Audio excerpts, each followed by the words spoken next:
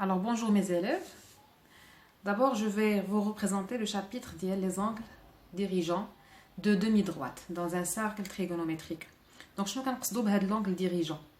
هي داك الزاويه اللي كتكون محصوره entre واحد deux demi-droites واحد نصفي مستقيمين qu'on va considérer par exemple OA et OB. إذا باش نعرفوا نمثلوا هاد l'angle qui est compris entre ces deux demi-droites, خصنا d'abord نمثلوا هاد les deux demi-droites. Alors عندي O déjà هنايا, I ها هي هنا.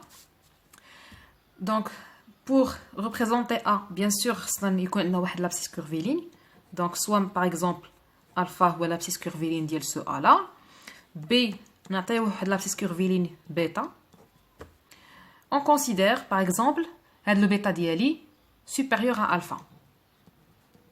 C'est-à-dire que A غادي تجي ممثله هنا في الاول عاد تجي من موراها B. نعطيو مثلا A تكون هنا في هذه الجهه d'abscisse curviligne alpha. B نعطيوها par exemple هنا d'abscisse curviligne bêta. إذن on trace ces deux demi-droites premièrement. OA et OB. Voilà, donc هذا هو l'angle compris اللي كنسميوه حنا الزاويه الموجهه او الموجهه. Donc c'est l'angle compris entre les deux demi-droites OA et OB.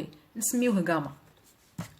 Alors pour trouver هذا le gamma ما يمكنش نجي بالطريقه التقليديه وناخذ منقاله ونجي نحسب cet angle là. Non. Alors شنو ندير؟ القاعده شنو Donc, cette gamme le vecteur, ou bien l'angle compris entre les vecteurs OA OB, ou bien entre les demi-crochets, c'est-à-dire les demi-droites OA OB. Et donc, nous avons بزاف ديال التعابير. ممكن ندير gamma, il est égal seulement OA OB. Alors, pour trouver l'angle هذا, شنو تنديرو؟ On doit soustraire l'abscisse curviligne ديال الثانيه يعني ديال B اللي هو بيتا moins l'abscisse curviligne ديال A اللي هو alpha par la fréquence de pi.